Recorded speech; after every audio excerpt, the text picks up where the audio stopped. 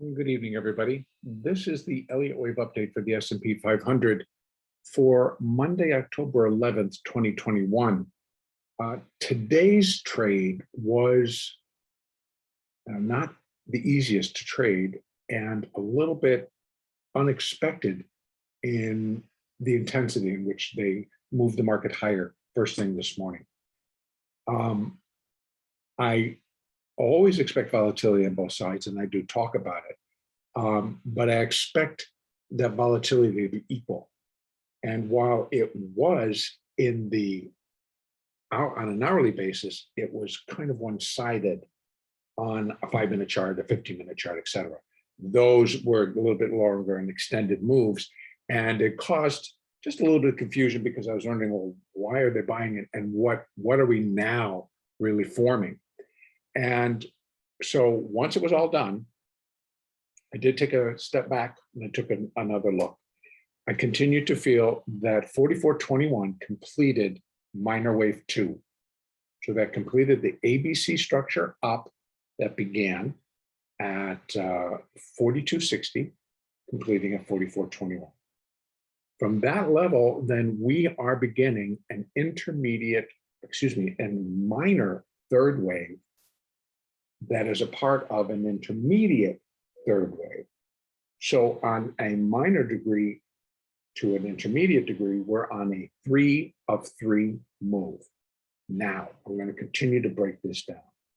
So minor 3 will consist of 5 waves of minute degree. We've completed minute 1 and 2, and then we start again going down. So within the minute wave 3, we're now dropping into the 3 of 3 as it's related from the next degree down, the minute degree, up to the minor degree. So we just covered the minor degree up. So I'm continuing to break this down to tell you the point that we're at. So please just kind of bear with me. As you remember, Elliott wave is and are building blocks. So 1 degree finishes the next one, finishes the next one, all the way up. But when you're working it down as it's unfolding, of course, you're going in the reverse order, but it's still the same building blocks. So we're in the minor 3. We've done minute 1 and 2. So we're in minute 3. It's going to consist of 5 waves of sub-minute degree. And within that, we've got minute 1 and minute 2. Now, minute 2 covered this morning's opening and went and equaled the high and the starting point of that sub-minute waveform. So it was flat. And that's the point when it stopped. And I got a chance to look at it because that level, after it reached 4407 this morning, that level was rejected. And it was rejected soundly. And it was rejected double soundly because it went down below as it should. So the next move was kind of really just smack. Here we are. All that buying was firmly rejected. And no matter what it was, and there are a lot of different reasons that are being floated around, but the one thing I noticed that is common to the Dow, which is common to the Russell, which is common to all of these, that there were particular stocks, and right now they're basically the Facebook, Amazon, Google, Netflix, and Microsoft. Microsoft is in a lot of indexes. Apple is in a lot of indexes. Amazon, I believe, is probably just in the S&P and in the NASDAQ. But because that's what they went after initially, and then that's what they dumped after. It was a very interesting day in terms of just watching individual stocks get pumped up and then dumped. So, but back at the ranch called Elliott, we are continuing to develop and drop within all of these third wave sequences. And so right now, we're in the sub-minute third of the minute third of the minor third of the intermediate third. So again, we're in that high impact area where this thing should truly now, if it goes up again from here, then to me, it's like, okay, market, I get it. you do not want to go up, and for whatever reason, you continue to let us all know, because these sellers are coming in as if, no, we're not supposed to be going up or going down. So we kind of get these mixed signals, and it makes me kind of wonder, it's like, okay, buyers, what are you seeing that the rest of us aren't? Or maybe it's just me. In any case, I think that the market is now telling us that, no, we're dropping in that third, a third, et cetera, et cetera. So we really should get to see some pretty fairly intense downside here. There's a lot of catching up to do. There's a lot of energy that I think now is going to be pointing harder down. And so I really would suspect that being down 525 might be the highs for the session rather than the lows. But we'll have to wait and see. But in this case, I would definitely be expecting. Now, in the hourly chart, it did come back down below the 50, and that's important. I want to take just a quick look out here. Let's just take a look at the 4 hour, see where we stand on that one. And then I'll look at the daily as well. You can see in the 4 hour, it came up this morning and it broke above it. And then it just retreated and surrendered that level immediately. In fact, that's where the rejection really began. Rejection began right from 44.07, and then the market just came down, paused at 43.85, saving the bar as a green bar. And then the next was when the stronger downside began, and that was at 1 o'clock Eastern. And then it just started to slide.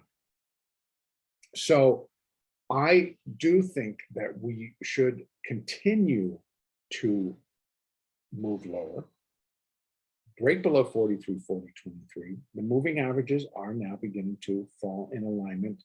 The 20 and the 8 need to break back below the 50, but we're now below all of them and remaining below. So we got to close below the 50, below the 20. And that produces weakness in and of itself. That's on the 4 hour chart. Now, one quick look at the daily, because if the daily again confirms everything, then as it does. So here again, we got up, we broke above the 50, which on the way up did give a boost because it crossed it at 43.92. It topped out at 44.07, so it was able to add another $15. And that is a big move for the S&P. Came back, surrendered that 50-day moving average, and then broke below the 20. And before all said and done, broke below the 40. So the S&P's very, very meager attempt got back to 43.47, 43.49, excuse me, almost 43.50. And now just has dropped back and is sitting in a hold pattern here. But I would be looking for it to break down through these support levels. Now, going back to the hourly chart, let's take a peek. On the hourly chart again, we need to break all of these, and it should. In a 3 of 3 move, it should not have a problem breaking 43.40, 43.15, 42.90, 42.71. Might present a pause. Each level may present a pause, but it should still be broken because of the intensity that we now need as we catch up to this 3 of 3 of 3 of move. There's a lot of third waves that are coming into recognition right here. So again, this is even a bigger point of recognition because we're in the 3 of the 3 of the 3. So we're in several, and that's how many times it's subdivided. There's the first, there's the second, there's the third, all within the 3. So I think it gets all the way through there. And I think we still say definitively, if this is the 3 of the 3 of the 3, it should break below 42.60 without much problems, or without many problems, without these intense rallies back up through levels that really probably shouldn't. Because now what we're going to be completing is 3, 4, 5, 4, 5, 4, 5. So those 4 should not be anywhere in the same intensity as this. So corrections from here out, I don't believe should be of any intensity to the upside. They're still going to happen, but on an hourly chart, that's a big bullish bar that got put in this morning. And it was immediately rejected and overwhelmed by an engulfing bearish bar. Makes it difficult in deciding direction, and it makes it difficult in actually in trading, because if you're trading off an hourly chart, those are the dichotomy. It's just like opposite. This we expect continued downside, and we got it, but not before they sat for a while and thought for an hour, gee, what do we do? Then it kicked back into gear. So that's what I mean. So moving forward, you get smaller little corrections. See that one? Nothing.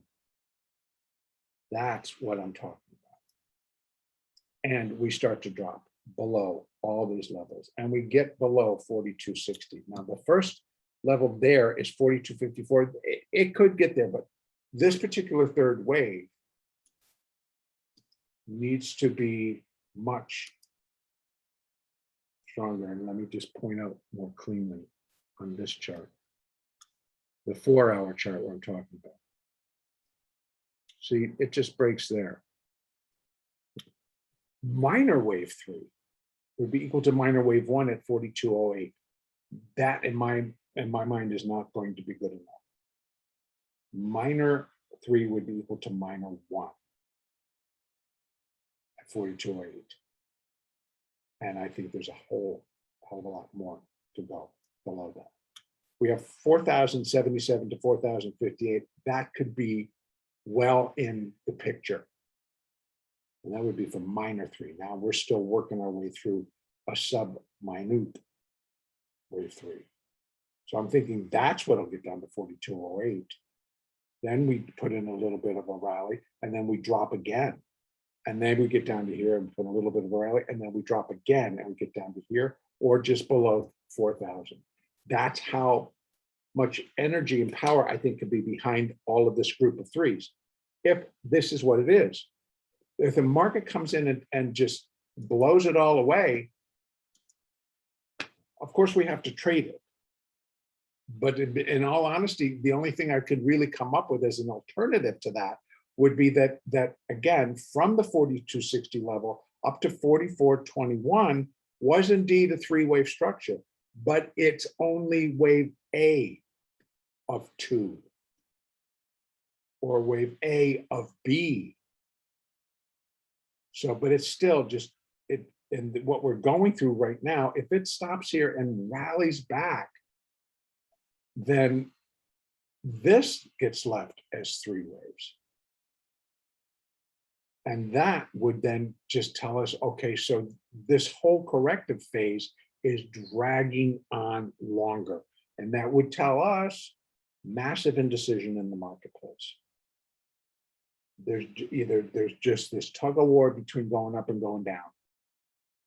And both are trying to find reason for what they're doing, I guess. I don't know. Or hang their hat on something, but there's all kinds of things out in the air, let alone just on a cycle basis. You can go to October's, going all the way back to October of 1929. There's all crashes that just kind of follow the month of October all the way. The bulk of what really kind of tossed a lot of people's cookies in 2008, 2009 was an October plunge. So they just continue. October of 1987, October of 2009. We can look at Octobers in 2000, 2001, 2003, when the NASDAQ was just plummeting, and see what was happening. So things continued to just line up for October, but that doesn't mean that it couldn't go a lot lower. And it doesn't mean that it's going to be repeated, because it could be repeated and complete all of the cycles and get down to those levels. So we got 2 things. That's the one thing. The move up just delays it.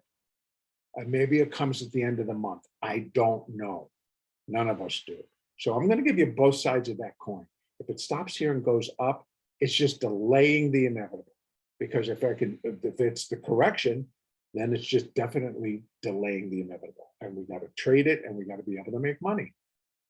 This was a good rally and it was not difficult to make money. You just had to get on, sit and wait. Whether you agreed or whether you didn't, you still had every opportunity to earn money. So I can leave that there. And then the same thing as it was going down. The market was telling you it's going down. If that was your expectation, then you probably found it easy to short it versus buying it. That's why I keep trying to say, and again, I'm preaching to my own choir on this too. Don't, none of us are totally immune from why is the market going up? I can't buy it. I don't think it should be up here type of an attitude. But if you can push through that, you'll make money. And both ways. The second we care about the move, we don't participate. When you don't care about the move, you just care about what's happening, what direction is it going, how far is it going, and if I bought it, I can make $500 or more. So that's the name of the game. Okay, enough. Tomorrow, I believe we should continue to the downside. I believe we should not have any problems breaking below these support levels. We may get a pause down at 42.90 because we're breaking below 4,300, but we've done it before. We've done it very cleanly before. But 42.60 becomes in play. And I would not suspect that it's going to have a lot of hesitation breaking it because it has to, as a third wave, it has to break the low of wave one. Otherwise, it's not a third. So, that's the expectation. Again, upside, I'd run fibs, but that's the levels are pretty, you just have price action. And you have resistance at 44.07. You have resistance at 43.83. We have resistance at 43.90. Where is this one? It's not going to show me because that's not where the bar closed. So there is resistance. But I believe the market goes down. That's where I'm going to leave it right now. And our next update will be tomorrow on October the 12th.